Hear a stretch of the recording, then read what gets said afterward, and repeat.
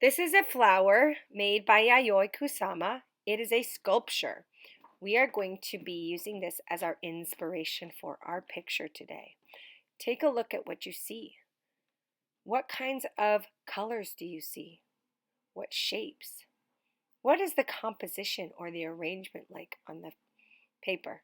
Does it come off the screen? Is it big? Is it small?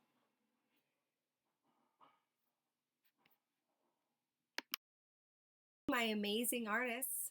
I hope you all are doing really well.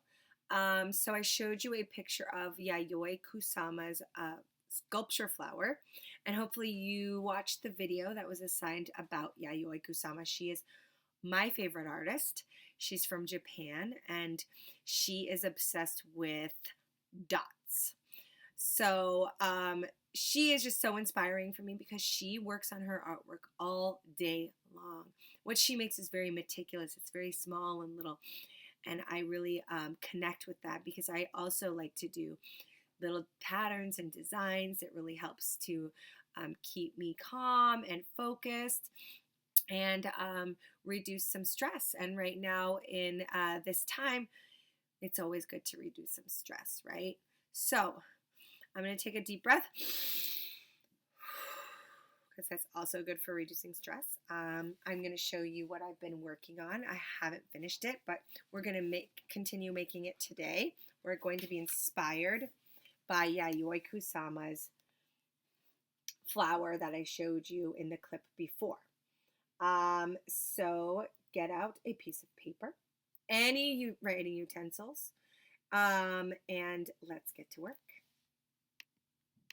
Okay, so what you're going to need today is a piece of paper, a pencil, a black marker. You don't have to have that, but that's what I'm using. Crayons or colors. I also have other different colors of markers and any kind of colors that you have at home. So what we're going to be doing today is we are going to be starting with the middle of the flower, which kind of looks like an eyeball. And we're going to be using our pencil so that we can erase if we make a mistake. And the first thing we're going to do is we're going to draw a circle for the iris. And you can make it as big or as little as you want, thinking about your composition. I'm going to kind of put it to the side if you want to do it in the middle or down below, wherever you want to put your eye, but it's going to be a circle. Oh, I also forgot that if you have some coins, like nickels or dimes or quarters or pennies, or any kind of round objects that might help you to make your dots more consistent, okay? So I just have these little bottle cap things I have laying around. I have a top of a spray bottle here. And that's what I could use. But if you just want to practice making dots with your hand, you can go ahead and do that. Okay, so the first thing you're going to do is you're going to make a circle, and you can trace it if you'd like. Maybe I'm going to trace mine with this. And so I'm just going to trace it right wherever you're going to do. When you trace, I kind of, with tracing the circles, I go one half and then I come around the other way and I go the other half. Okay, so there's your eyeball. Then you're going to do what's called a concentric circle. That means a circle inside a circle. Concentric. So I'm going to make another circle. This time I'm not using a tracing circle. I'm not tracing a circle. And then you're going to make one more. Okay, so 1, 2, 3 little circles.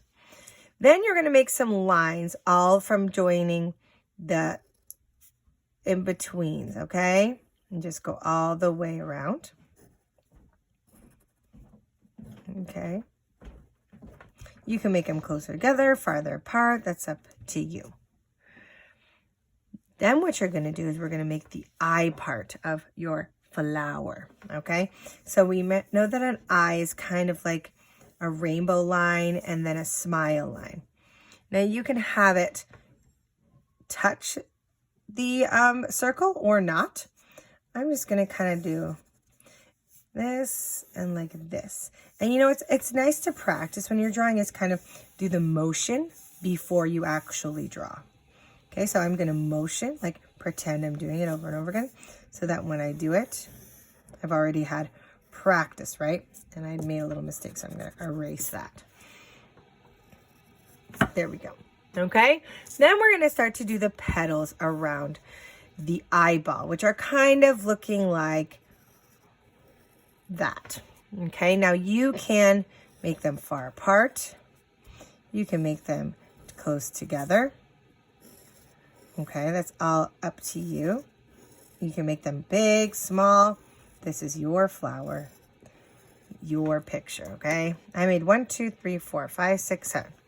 Now I'm going to do it on the other side. I'm just going to turn it around because it's really good to, when you're drawing, to know that you can always rotate or turn around your paper.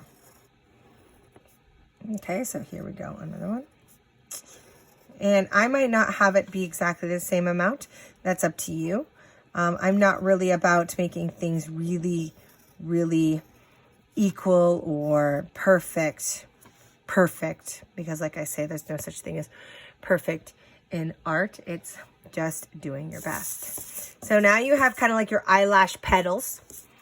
Okay, so now we're going to get the bigger petals that come around the flowers. And these are kind of like, can be any weird shape you want. Mine are kind of going to be like that kind of shape. Right, like this. And your stuff is going to come off the page. So this is kind of coming off the page. So that's also talking about your composition, okay? How your things are being arranged. It's a very close up of this flower, okay? And you might say, hey, Miss Randall, that doesn't really look like a flower. But if you really looked at that sculpture by Yayoi, hers doesn't really look too much like a flower either. So it's not about drawing something to look exactly the way that you want it. We're just being inspired by Yayoi's sculpture today and her artwork. Okay, so I'm going to make like a little stem. I don't know where my stem's going to come from. I think it's going to come from here. And I like this. I'm going to make it wavy. It's going to come to the very end. Okay. So in this sculpture, there was no dots in the eyeball. So now we're going to be making dots. Okay. I'm going to just freehand my dots. You can, if you want to trace. Okay. Like I said, if you do trace here, and I'll use this one, you want to do half and then come around and do the other half. Maybe I do a little bit more so that you have your little dots. Okay. The thing with tracing is because if you do this with one shape, it's going to be very consistent all around to do the other shapes. And you can have them coming off. So this is going to be, you know, coming off. You don't see this whole dot. Just like if you were wearing a shirt with a dot, you might only see half a dot. Okay, now I'm starting with the petals. You don't have to start with the petals. You can start in any place you want to make dots, okay? And you can make any kind of pattern dots you want. All of these dots in this petal here are going to be the same size, okay? Because I'm kind of trying to make it pretty much the same as Yayoi's sculpture. So I'm going to keep going. Maybe this one's going to come around and be half there. You see what I'm doing here? And over here. But you can always freestyle your dots, doing them yourself without tracing. Okay. Coming around. One. Going around the back. And then like this. Okay, now it takes practice. It might be harder for some of you and easier for some of you.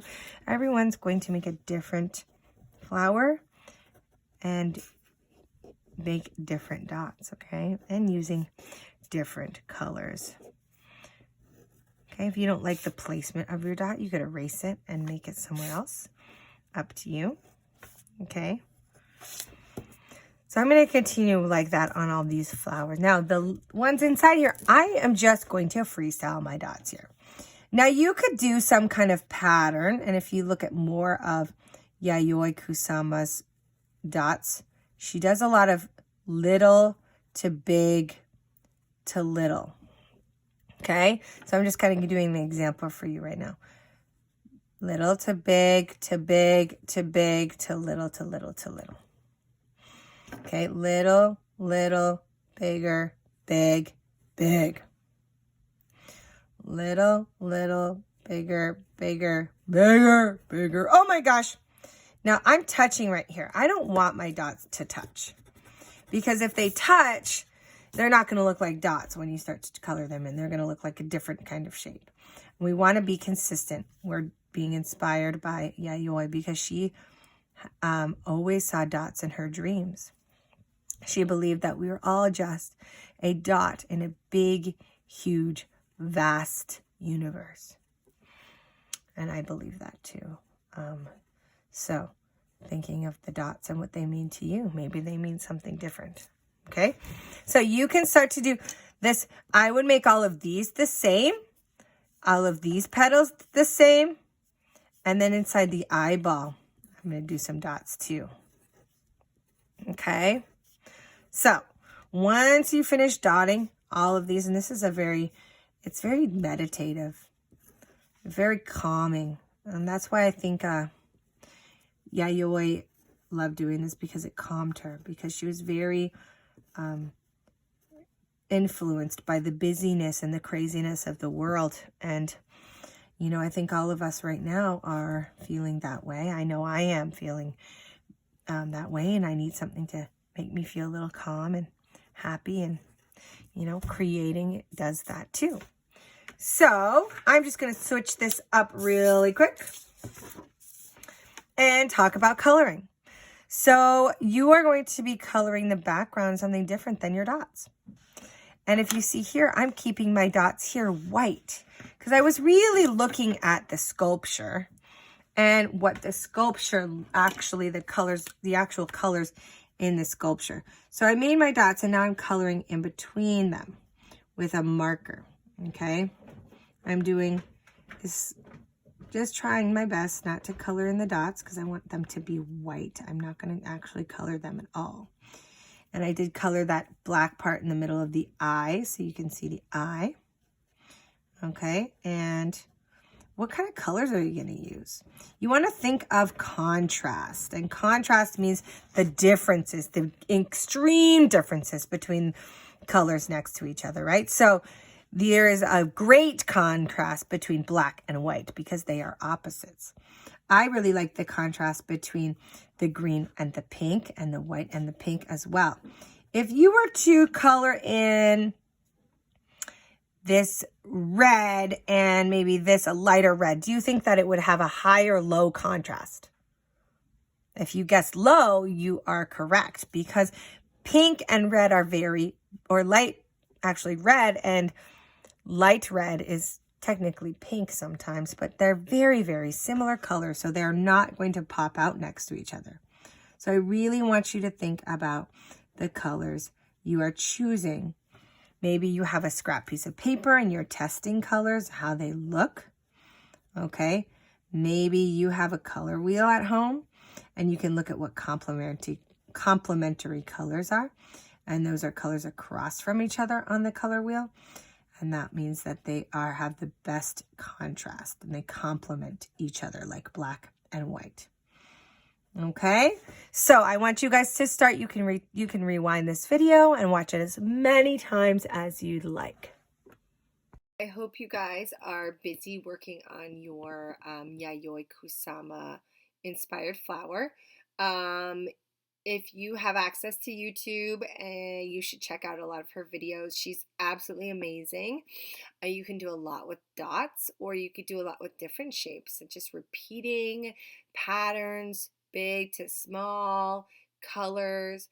It's just really fun. I really love her artwork, and she's my favorite artist. So I'll be working on mine. I hope to see yours soon. Maybe we can do a See, Think, Wonder on our flowers sometime soon.